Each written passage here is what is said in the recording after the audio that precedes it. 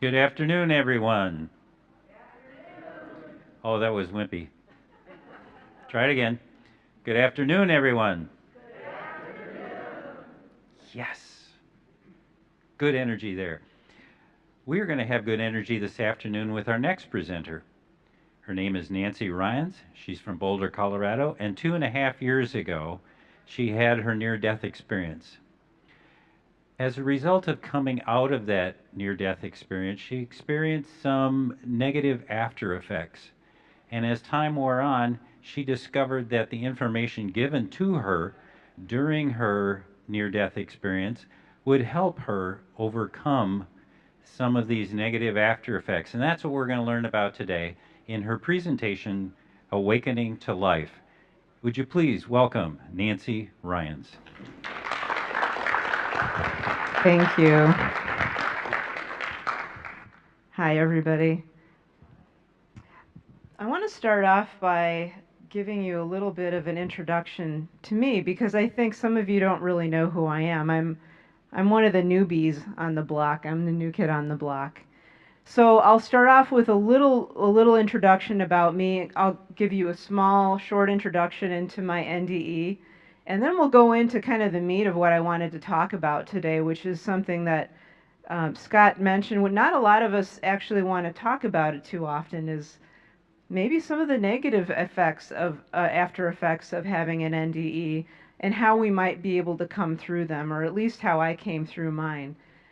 So about 2.5 years ago, I was an atheist.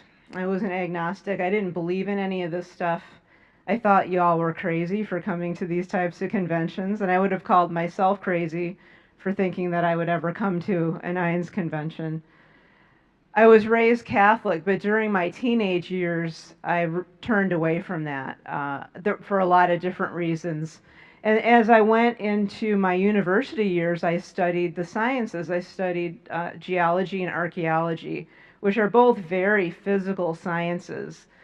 So I realized for myself that if I couldn't see it, if I couldn't measure it, and if I couldn't knock on it, it didn't really exist. And so for me, God didn't exist. All of this spiritual stuff didn't exist because I couldn't take out my tape measure and measure it.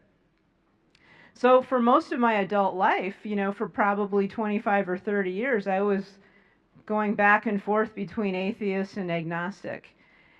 And scientist through all that. I was a science and technical writer through all that. I really wanted to believe in something, but I just never have had that evidence for it. So about 2.5 years ago, and this, if you count back, this would be January. And in Colorado, Januaries tend to be fairly nice. It was a 60-degree day, and I went out for a bike ride, as I would normally do on a 60-degree day. And as I was riding my bike around town in the bike lane, I got hit by a texting driver. She was really intent on getting her little text message out and didn't see me. She was coming into a roundabout and didn't even slow down and just barreled in over the top of me. I tried everything that I could to avoid that crash, and I couldn't. My first NDE happened during that crash. I noticed I have full memory of every millisecond of that crash, and I try not to relive it if I can because it's pretty horrendous. But the one thing that I do remember and I do like to talk about is partway through that crash, I noticed that my consciousness separated from my body. So I had this amazing, I call it my higher self or my soul, took off from my body and witnessed the whole accident happen from out in front. But the interesting thing is that I was still conscious in my body, in my human body, underneath the car as I was being dragged along. I was actually dragged for quite a while. So I had a lot of time to contemplate being in two places at once. And I didn't really quite understand at the time. I thought, wow, that's really weird. And I have no idea what that's all about. So I was so intent on surviving that accident, I just put that whole experience aside until later, when I realized that that higher self that was out in front of the accident, watching everything, was very calm and very centered. And she said, I remember her saying to me saying this to myself, everything is just as it should be. It is sad, but everything will be okay in the end. And I remember the me that was underneath the truck being dragged under this vehicle was saying, hell no, it's not okay. I'm hurting down here. This is scary stuff. But eventually those two parts of my consciousness came back together when the vehicle stopped. And I'm going to fast forward a little bit. I had a ton of injuries to my spine. I don't even know that the doctors could count the number of broken bones. Most of them were in my neck and my lower back. I had my L1 vertebrae was completely shattered. I had 5 vertebrae in my neck that were broken in many places. I had 5 ribs that were broken. My collarbone was broken. My sternum was cracked. My pelvis was cracked. But amazingly enough, I didn't suffer any other internal injuries to my organs. I did have a concussion as well, as you might imagine. I did have my helmet on, so for all those bike riders out there, please wear your helmet. My second NDE, and this is the one that I talk about most in my book and in my talks, happened about 2 days later during surgery to repair my spine. And I needed this surgery in order to be able to walk again. As you can see, it was quite successful. If I hadn't had it, there was a possibility of being paralyzed. So I went into surgery a little bit apprehensive, and the anesthesiologist gave me the injection, and off I went. And it turns out that that my heart rate and my pulse and everything stopped on the operating table. So I had some kind of a reaction to the anesthesia. My breathing stopped, my blood pressure went to 0, my heart stopped. I found this out later from my doctors. They didn't fess up at the time. But as soon as I was given that injection, though, I was expecting to go off to that gray place of nothingness that we all go to seemingly when we have surgery.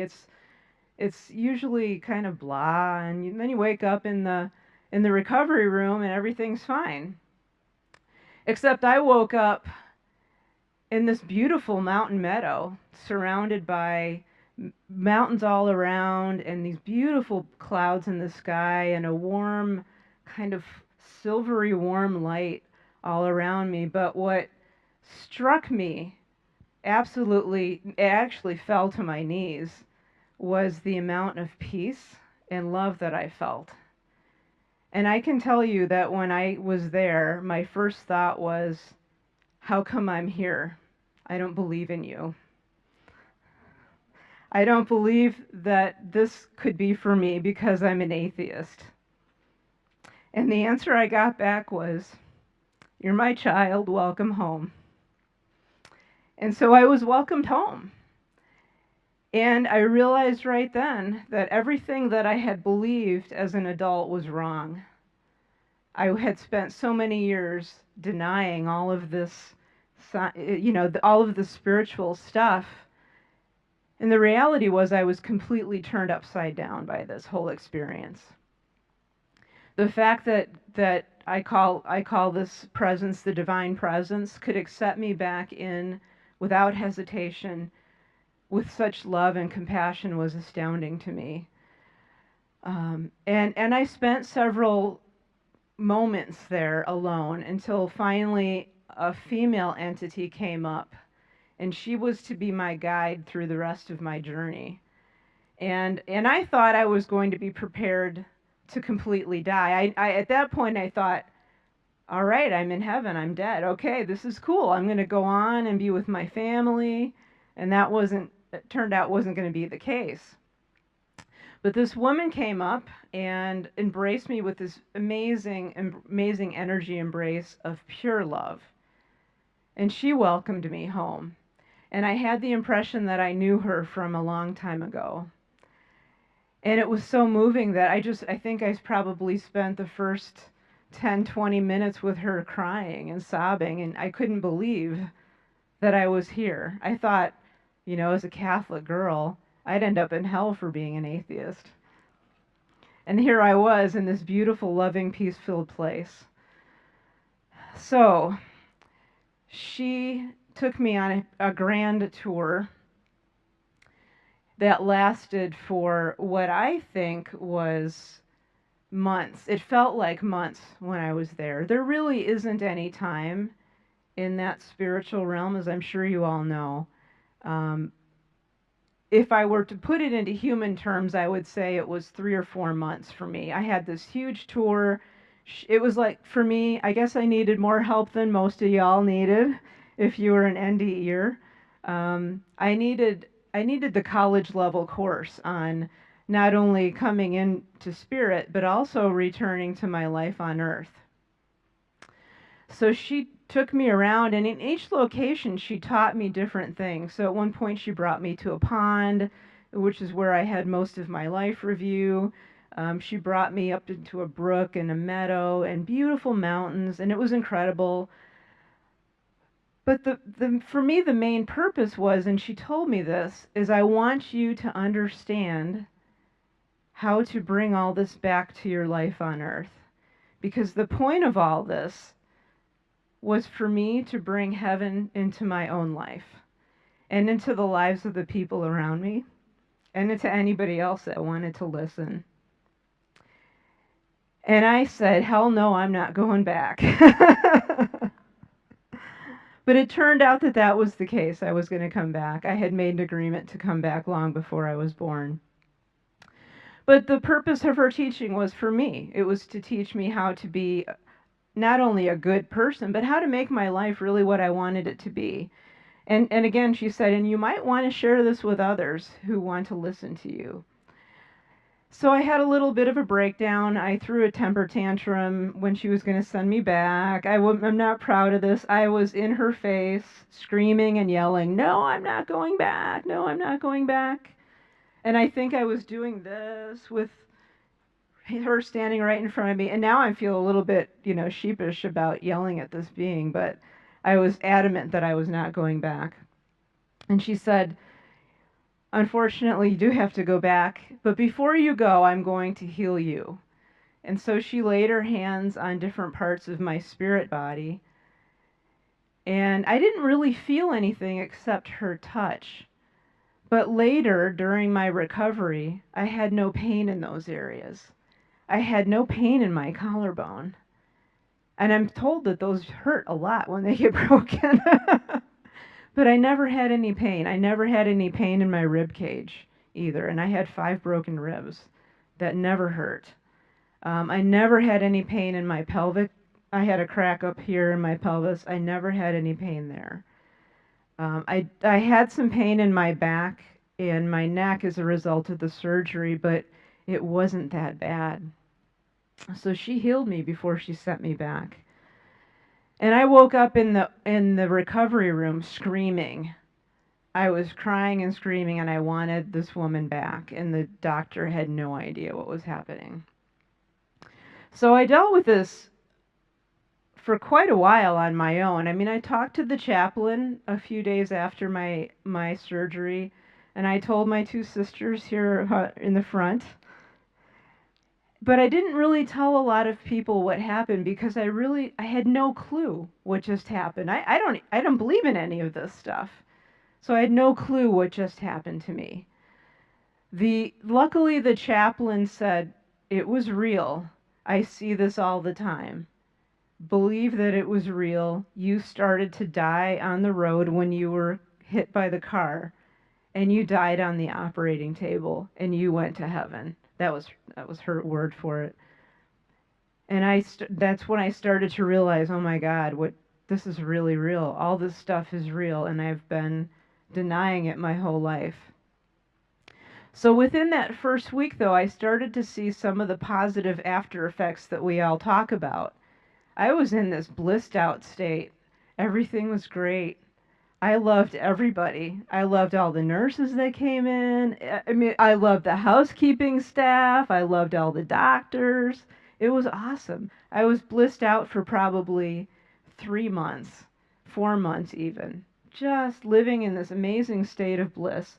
I had deep gratitude for every moment, as you could imagine. Um, I felt so great. I would lay in the hospital bed for hours after my sisters would leave, and I would just be grateful for being here, and I could just feel divine love all through the hospital. I just laid there and bathed in it. And then later reality struck, but let's not talk about that quite yet. So a lot of us, when we come back, we do have positive after effects, and it's awesome. For me, I had a lot of creativity. I was a bit of an artist before I had my NDE, and afterward, my creativity went through the roof. And a lot of people report this. You know, they'll start playing a musical instrument, or they'll notice that their musical abilities get enhanced. Maybe they'll take up painting or sculpting or something. Well, a lot of us will notice that our creativity increases. For me and for some of us, there's even a different way of thinking. Our whole thought process changed, and that may not be a bad thing. For me, it was not a bad thing. A lot of us, as you know, report few fears, or especially the fear of death goes away. I have absolutely zero fear of death anymore, and I was terrified to die as an atheist. I was absolutely terrified by the whole prospect of death. And a lot of us come out of it. I mean, that's why I come to these Rynes conventions. Everybody's happy and loving and joyful and peaceful. So we come out of it with these beautiful after effects. And some of us even have things like we sense that oneness all around us all the time. We want to be of service. You know, some of us have these wonderful psychic or psi after effects. I know people that have become vegan after their NDE or vegetarian. So it's awesome. But then nobody told me how bad it could get. And I had at that point, 3 months after my NDE, I was starting to feel the negative after effects. And I didn't have anybody to go, excuse me, I'm going to back up a little bit. I didn't have anybody to go to for those. One of the things that was awesome for me, though, was this miraculous or quick healing. I know Anita Morjani talks about it. I didn't have a miraculous healing, but I did have a very quick healing.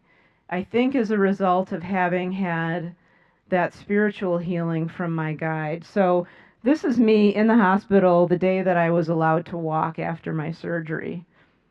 And I was pretty busted up. As you can see, I've got a full body brace on and a neck cast, and you know, my arms in a sling, and I've got a walker. And 5 weeks later, I'm bouncing around, going on hikes and having a great time. And it was an amazing physical transformation for me. But that wasn't going to happen as far as my mental state. My mental state kind of started to go downhill. That light that what I talked about, at least for me, and I think for some other people too, came with some darkness. And this is one thing that I think a lot of NDEers don't like to talk about. And it throws some of us for a loop for a while.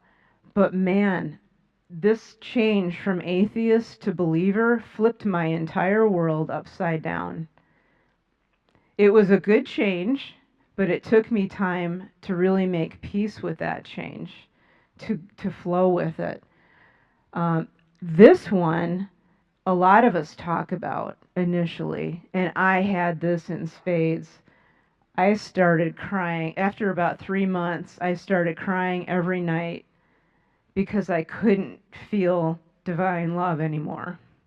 At least not as tangibly as it was when I was there. I could still feel tendrils of it, and I could see tendrils of it, but I wasn't bathed in it like I was during my experience, and that just ripped my heart out.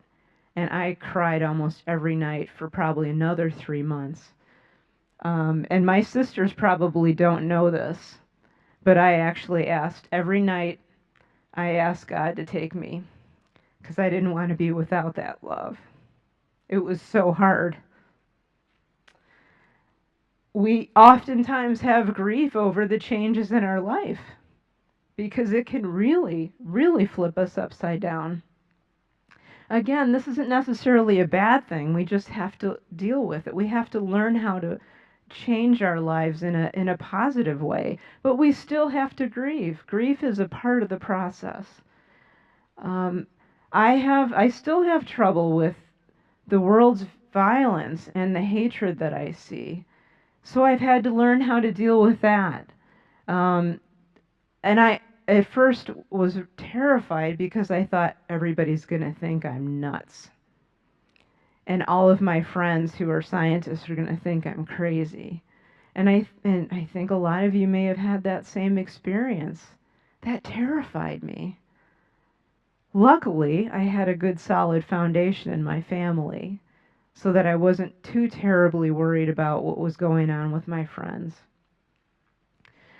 Some of us have challenges functioning in two worlds. I still feel like I'm walking half in one world and half in the other.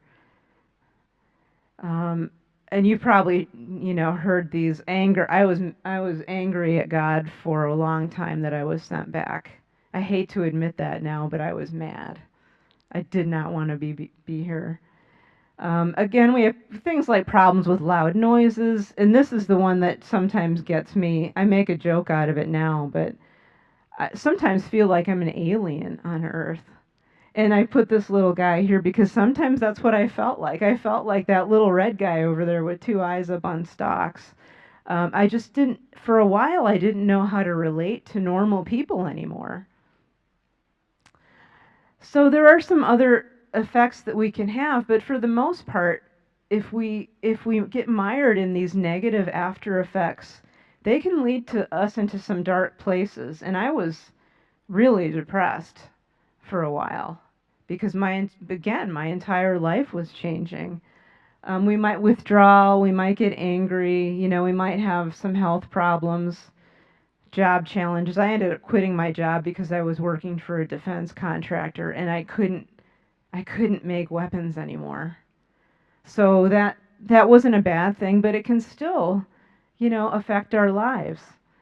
Um, and I had some relationship challenges, not with my family, but with some friends. And after about a year and a half of really struggling with this, I was in the middle of writing my book, Awakenings from the Light, and I realized everything that I need to do to get myself out of this black hole, my guide taught me during my NDE, and I'm writing about it right now.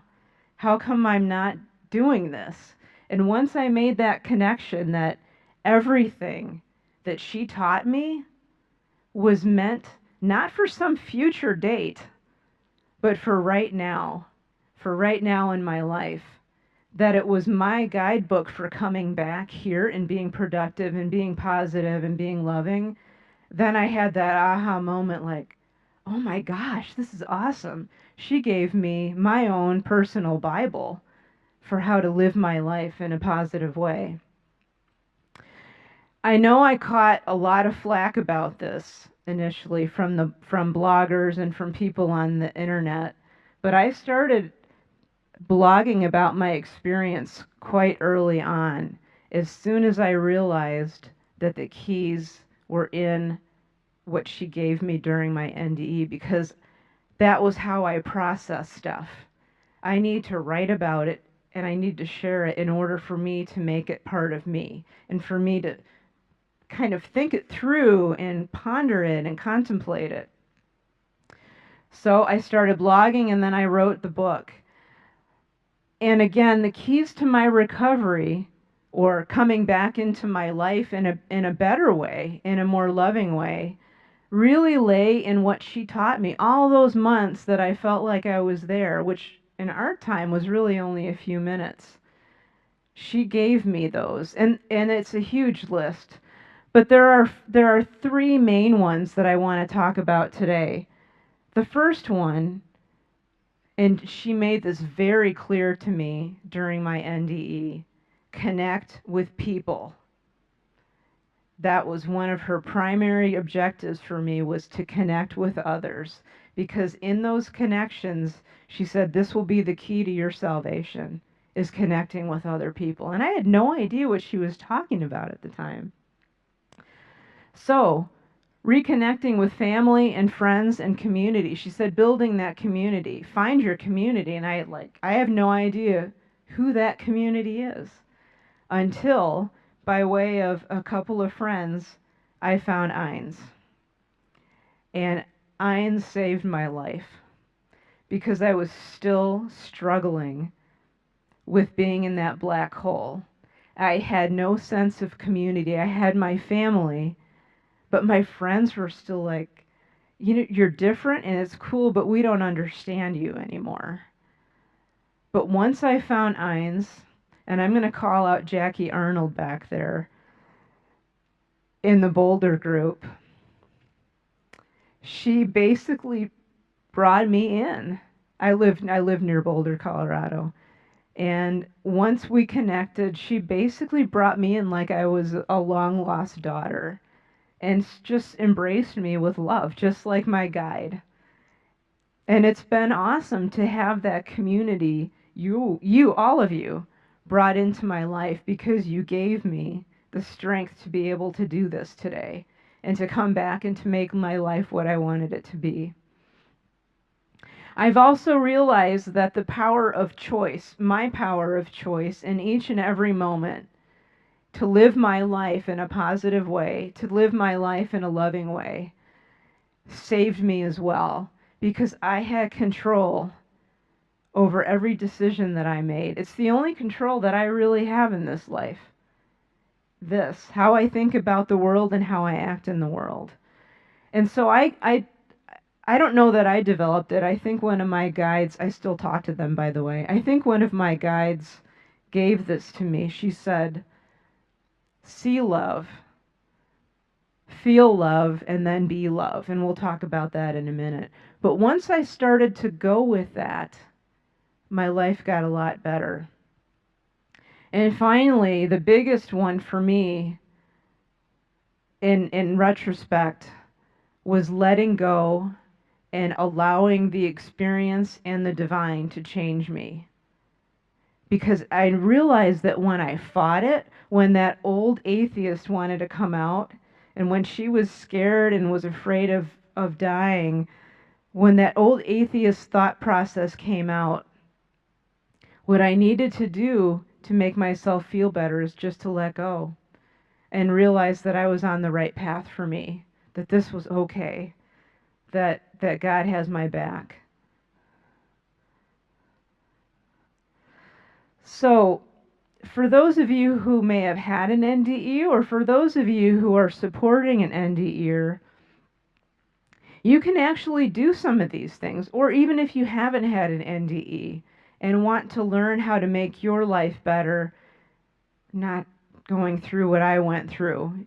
I don't want anybody to have to go through an NDE to learn this stuff, because it's pretty hard, especially if you get struck by a truck.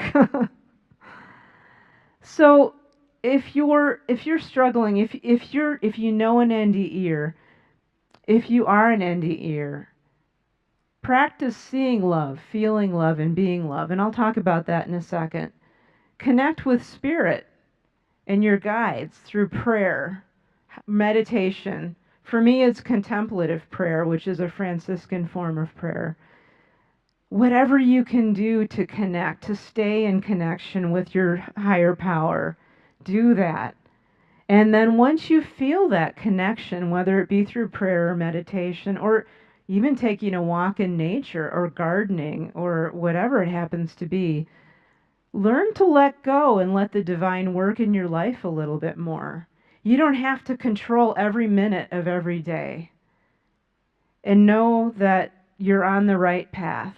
You're on that divine path. And build those supportive connections with your family and your friends and whatever community that you have.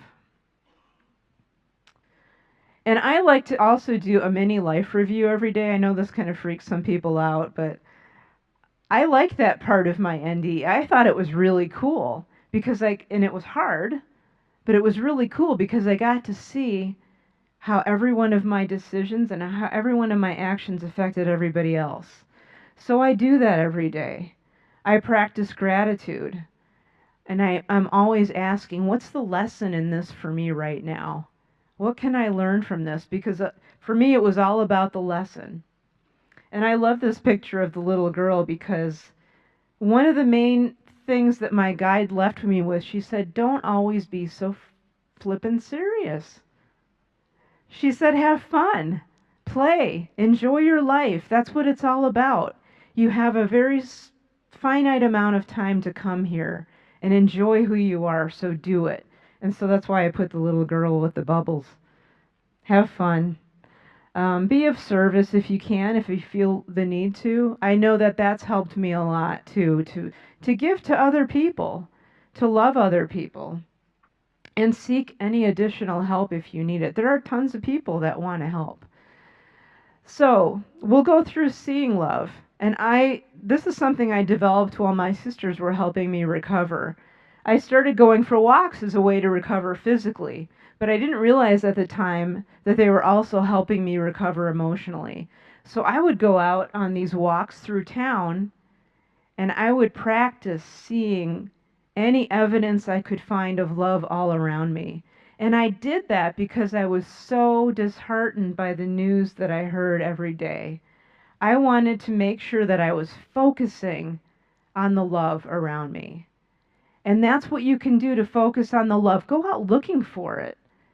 It could be even kindness. If you see someone being kind to someone else, just say, thanks for allowing me to see that.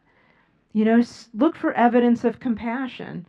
Enjoy seeing it, and then just bless it. Feel grateful for having seen it. And the more you focus on that, the more you'll see that in your life. And then the other two parts of this, really, it isn't just about seeing love, it's about allowing yourself to feel it. And again, you can accomplish that through prayer, through meditation, through spiritual gatherings. You can do it by being of service. You can feel that love by going to an Rynes meeting. And then turn around and project that love back out. Be loving to other people. Be kind and compassionate to the grocery store clerk or the bank teller. Just do it in small ways every day, and I guarantee you're going to feel better. And this is really what helped me come out of my black hole, is extending love to other people. Allowing that sense of divine love to come through, because that was my true gift at that time, was to allow other people to see that. So another thing for me is that I was a control freak before my NDE. And I wanted to have tight-fisted control over everything in my life. And if things didn't go just the way I planned, I was not happy. And this whole NDE just threw me off completely. Because in order for it to become a part of me, I had to let go and allow it. And that scared me. It scared me to become one of us. I was terrified of going over to the other side. I was no longer, I realized I could no longer go back to being the scientist that I was before. And that scared me. But it was the allowing. It was finally saying, you know what? God, I think you're smarter than I am. And I'm just going to let you take over and guide my life. And I just went with it. I followed my heart. I followed the callings in my heart rather than what my brain was telling me to do. And you can do this too. It's very difficult for some of us. And I'll raise my hand and say sometimes it's still difficult for me too. Our goal is really to be open and trusting that the divine presence, that the universe has got our backs, that we're on the right path, that what we feel in our hearts is the right thing to be feeling in that moment. And so for me, it's tough. It's a daily practice. I use a couple of different techniques. I am constantly, I'm going to skip ahead. I'm constantly asking for guidance. all of the time. I'm talking, in fact, on the way over here, I was talking to my guides, asking them to be here. Please make sure I don't screw up. Please make sure I say the things that I need to say. I'm in constant communication with the other side or God, whatever you want to call that, divine light. And it really helps me stay in contact with them and myself, and it keeps me on the right path, knowing that I'm doing the right thing. I also practice something, I teach this in my workshops, something called the God jar. And if you have trouble letting go of certain things, you can take something like a picture or a beautiful jar and write down on a piece of paper if you're having trouble processing something or letting go of something, or you need God or the divine to help you in one way. Write it on a piece of paper, put it in that jar and forget about it.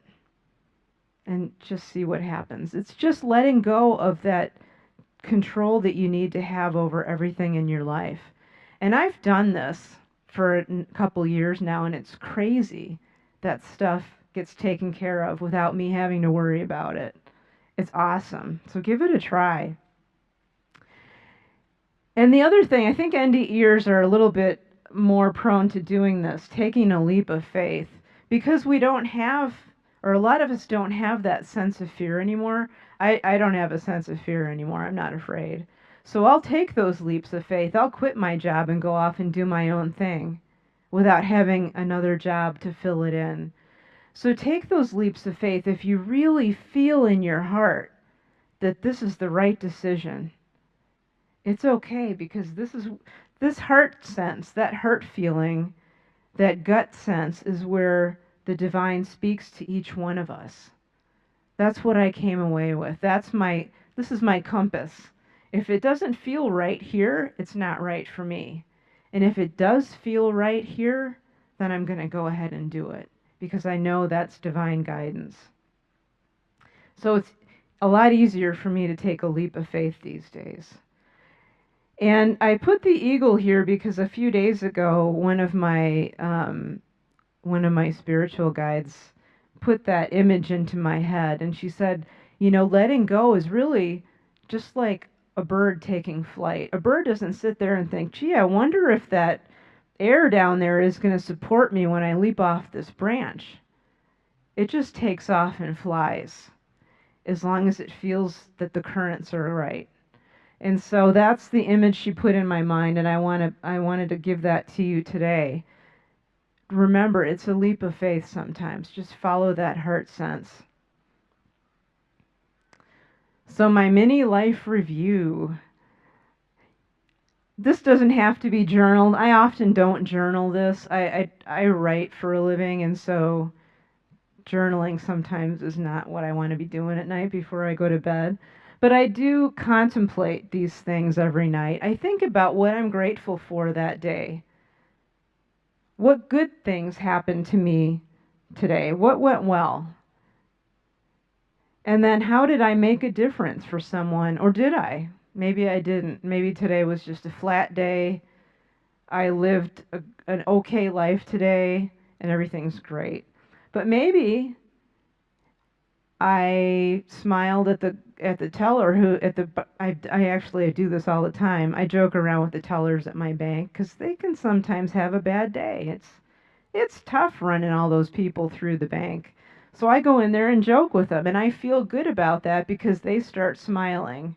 And that's all I'm after. I just want someone else to smile that day. And then I think about, okay, so if I had a screw up today, what can I do better tomorrow? And I don't have to hold myself to this necessarily, but at least it gets me thinking about, what can I do better? How can I constantly make somebody's day better tomorrow? How can I make my day better tomorrow? How can I live more in love tomorrow?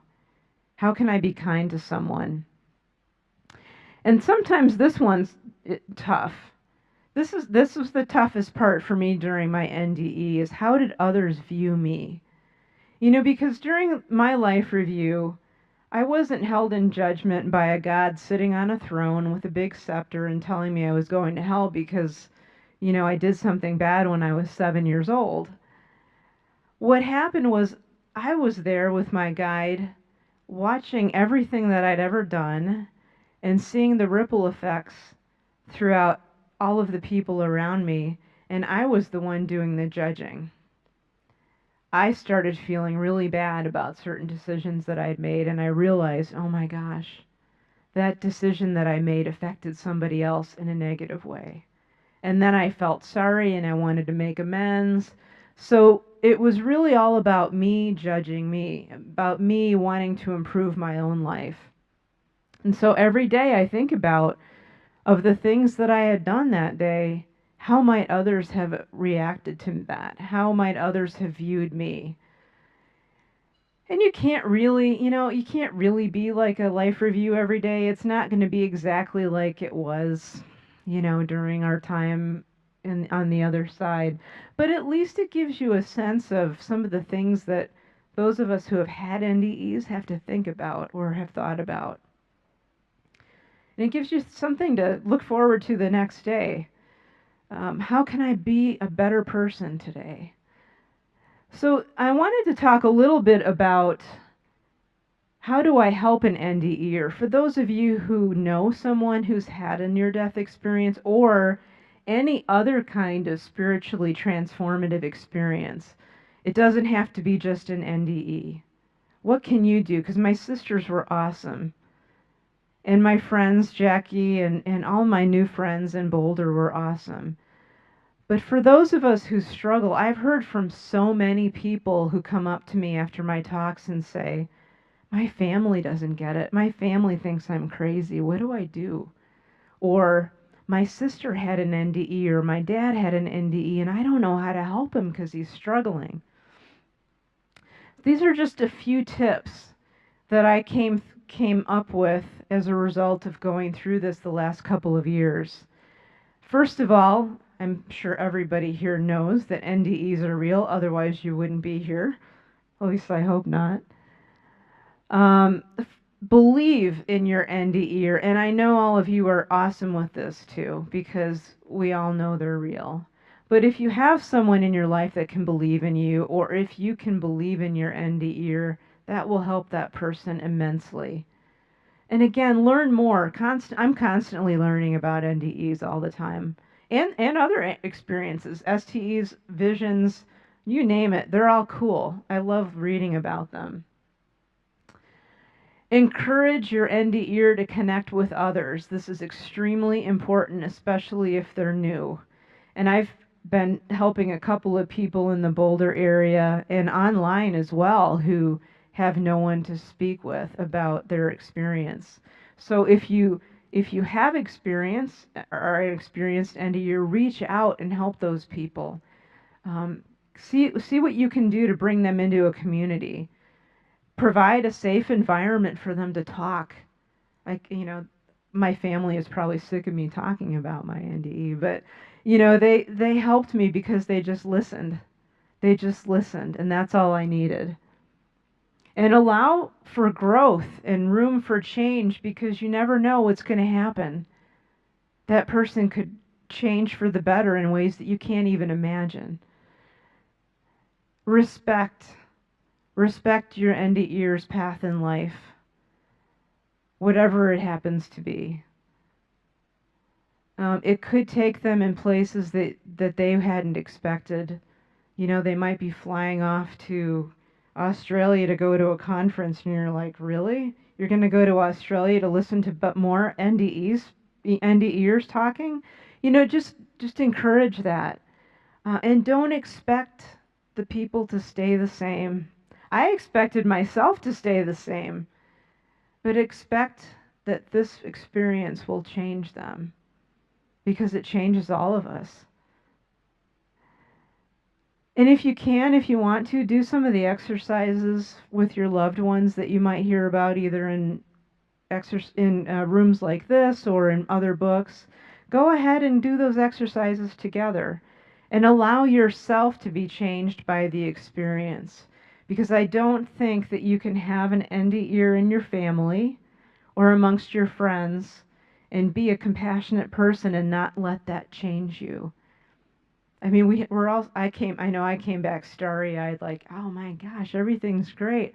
It had to have rubbed off on people around me. So let their joy, let their love change you too, because it's there for all of us. That's why we come back. We're here to share that love. I love sharing the love. It's great. So I just want to close, and I'm going to allow some time for questions if anybody has any questions. But negative after effects really are common. We don't necessarily like to talk about them. But talking about them with others who you can connect with will help you get through them if you're experiencing them. Let go and grieve. It's okay. Grief is fine. Grief is how we humans process all this stuff. I've talked to so many NDEers who they feel ashamed at feeling grief over the loss of who they used to be. And so I encourage them to cry, let it out, and go to meetings like your local Rynes, or come online and look for NDE support groups. We're here to help. And always, always, always, I'm always contemplating the lessons that I learned. Always. Because they keep coming back. You know, I'm never going to get out of the learning mode from this one NDE, the main one that I had. I'm always going to learn. I'm always going to process. Oops. So reach out, attend gatherings, and in time, I hope you see the blessings of your near-death experience or the experience of someone in your family. So with that, I would like to open it up. If anybody has any questions, please feel free to step up and ask. Thanks.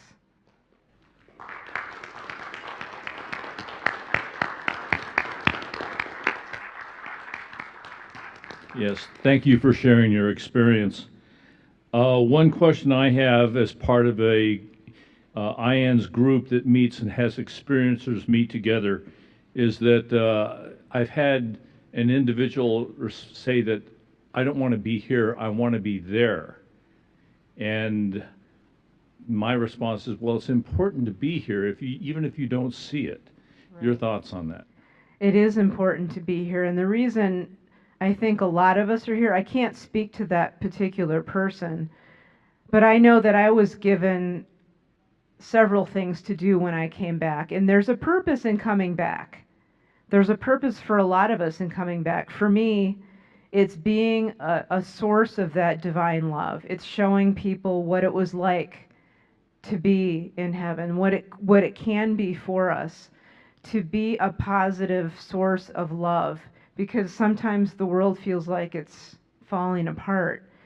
And if we can get past that place, I feel it. I wanted to, every night for months I prayed that I would die.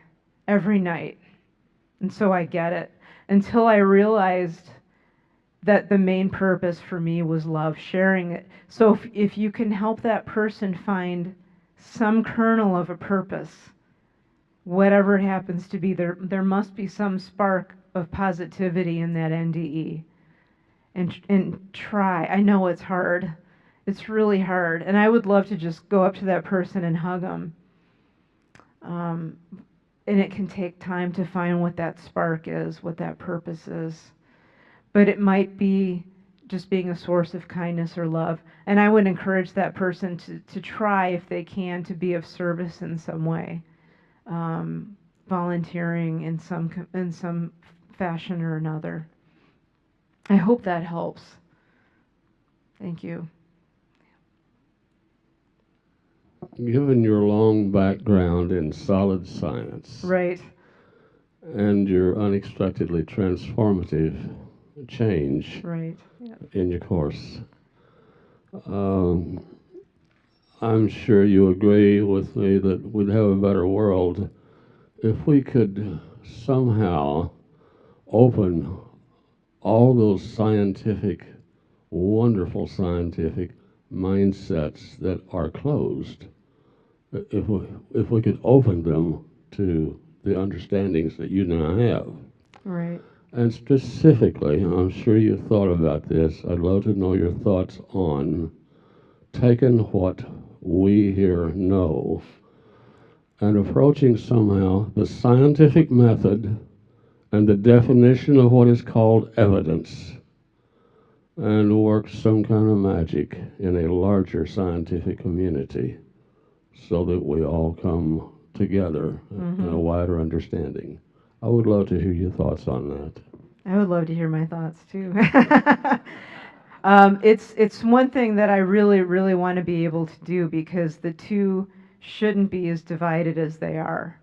And so for me, I see people like Eben Alexander are starting to bridge that gap, and I would love to be another bridge for those people. I think a lot of it is it's going to be a bigger discussion than we've got like 8 minutes, but it's a bigger discussion than that because it involves allowing them, meaning the scientists who are agnostic or atheist, to really understand that we're not crazy, that we want to come at this from a scientific perspective, and let's work together to figure out what's good evidence and what's not. And we've got researchers that are out there right now working on this, and I'd love to help if anybody's listening. I'd love to help because I understand that scientific mindset. They're scared. They're scared that we're right. And I was terrified for many years that this was real, so I get it. So it's a bigger discussion. We can certainly meet up afterward and talk about it. But I've only got 7 minutes and 2 people, so let's table that one for after. But it's a great question. Thanks. So I've heard your story before, but this is the first time in person. It was wonderful to be here in person here. Thank you. So my question has to do with this, the loss of fear that I always hear about from NDEers. And for me, when I think of what fear do I have of death, for me it's the act of dying, the getting hit by the truck. I take it you still don't want that to happen. People don't want that. There must be some fear of that. But what is it you mean by loss of fear of death? Well, I was afraid that there was nothing, that it would be just blackness after death, that my consciousness would completely cease and that was it. So I actually want to talk about the being hit by the truck part because a lot of people ask me about that. And it didn't hurt. And it really wasn't all that scary, I think, because, physically there are some fail-safes in your body that take over. And so I didn't feel pain. I was sort of disassociated a little bit from the real act of it. I mean, I was conscious and I understood what was happening, but at the same time, it wasn't horribly terrifying to me.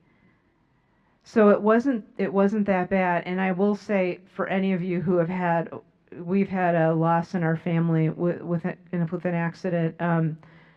It really it wasn't as traumatic as a lot of people might think. So that part was okay.